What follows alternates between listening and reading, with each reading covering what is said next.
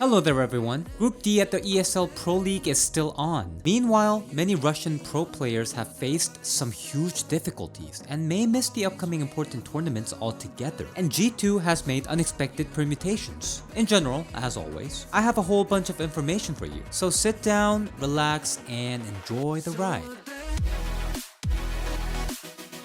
So let's start with perhaps the most unexpected news. G2 officially said goodbye to their CEO and creator, Carlos. Before that, there was news that he was just suspended for a while, but recently, Riot did not give G2 a slot in their Valorant league, so the organization lost an awful lot of money and possibly some sponsors. Many say that Riot did it just because of the recent scandal. For those of you who doesn't know yet, Carlos, after the victory of their League of Legends roster, hung out with Andrew Tate, one of the most controversial figures on the internet. We analyzed all of this in the last video, who that man is, why many people hate him, and how big the reputational risks are. Apparently, in the light of all this scandal, plus the loss of a slot in Valorant, added the fuel to the fire. Carlos decided to leave his own organization. So now, G2 has lost one of the most charismatic and famous CEOs in the world. But fortunately for all the fans, the battle for the vacant place is already in full swing. Kenny S said that he is now the new CEO and is returning himself to the lineup, and Hoopsy was going to take on the role of CEO. So, G2 is in the right hands. Well, we wish Carlos good luck. Something tells me he will definitely not disappear from esports. And now we move on to the next news. I think everyone is aware that a partial mobilization has recently been announced in Russia, and now this creates a good reason to question the participation of many teams in the upcoming tournaments. It may not affect larger teams, but for example, OneWin is clearly not up for jokes right now.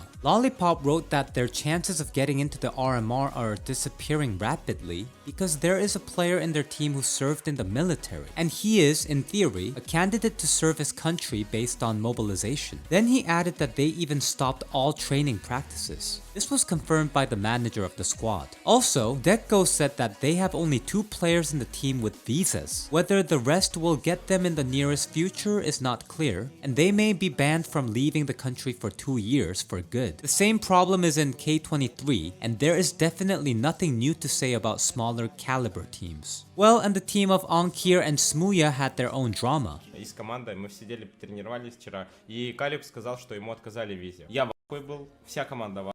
Ребята спрашивали: Жень, а что у тебя? Я говорю: пацаны, все будет нормально, надеюсь, мне все дадут. Сегодня мне звонит менеджер команды Force, он говорит: чё, как дела, тебе визу-то дали? И я просто вот, у меня телефон заблокирован, я убираю звонок, нажимаю вот так телефон, и вот здесь сообщение: вам отказано в визе во Францию, потому что, внимание, потому что Европа не уверена, то, что по окончании визы я вернусь в Россию. Что это за причина? Как, блять, мне доказать, что я вернусь нахуй домой? То, блять, они вообще просто отказано в визе, потому что они не уверены, что я вернусь домой. Как мне доказать? Как? Нельзя сделать 2 замены. Если... Смотрите, если я и Калипс не лечу на РМР, то команда дисквалифицируется. The only ones who are no longer worried are Force. As Jerry wrote, they have crossed the border and currently are heading straight to boot camp. Friends, what do you think? Is this the end of Russian esports? Write in the comments. We also received some unexpected news from ASTRALIS. Config is probably the most unsuccessful esports player in recent times. We've got him chatting on the phone and breaking his arm. Now we have him somehow managing to break his ankle. All this a few weeks before the start of the RMR. This was stated by the organization on Twitter. Instead of him, Mr., a guy from the academy, will go to the qualifiers for the major. Given that the Danes could not even get out of the group at the ESL Pro League, it is very likely that we will also watch the major without Glaive's team in it. Many are wondering what the ankle has to do with Config's ability to play CS. The player decided to answer this question himself. Cool, I need surgery, and the doctors say I won't be able to sit up straight for a long time for 10 to 14 days. Good luck,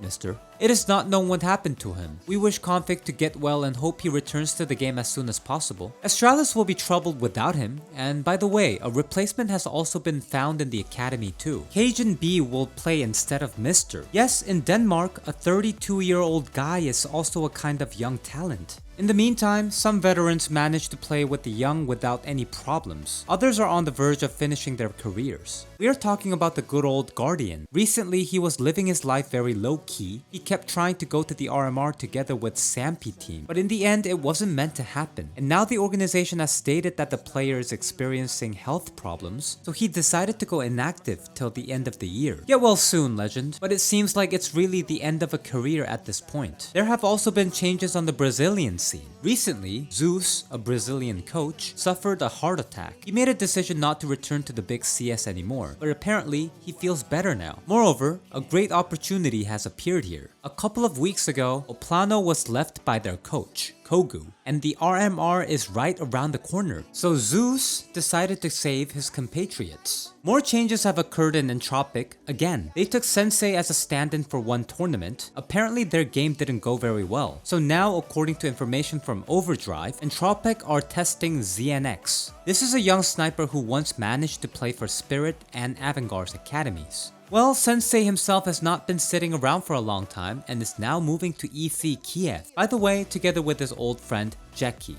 Well, while someone is changing players, substitutes, and so on, Evil Geniuses decided to go even further. They went all in and proceeded to change the names. Their management never ceases to amaze the audience, right? Evil Geniuses came up with a cool move in their opinion. The main team will remain EG, the second will be EG White, and the third will be EG Black. Now live with this information. Well, since we started talking about the names, it seems that all the rumors have been confirmed. In the last video, I told you that Virtus Pro now has a new owner, businessman from Armenia. As expected, this has been made to circumvent sanctions. The other day in Dota, Valve returned VP their former name. It is expected that the same thing will happen soon with the CS composition. The organization itself has also confirmed this. The new investor owns only the Virtus Pro trademark. That means, in all discipline, our teams can and will perform exclusively under the Virtus Pro tag. Of course, a lot of people didn't like it. Like, everything is clear that it's all purely for the sake of circumventing sanctions, but apparently Valve doesn't really care. According to the DeSorto portal, ESL and Blast will make their decision in the near future. If everything suits them, then Virtus Pro will officially return to all tournaments with the usual name, perhaps already at the nearest RMR. Friends, we continue to follow Group D. The latest results are on your screen. The position in the group is here too. Let's talk about the results on Monday. So subscribe to the channel so that you don't miss anything. See you soon!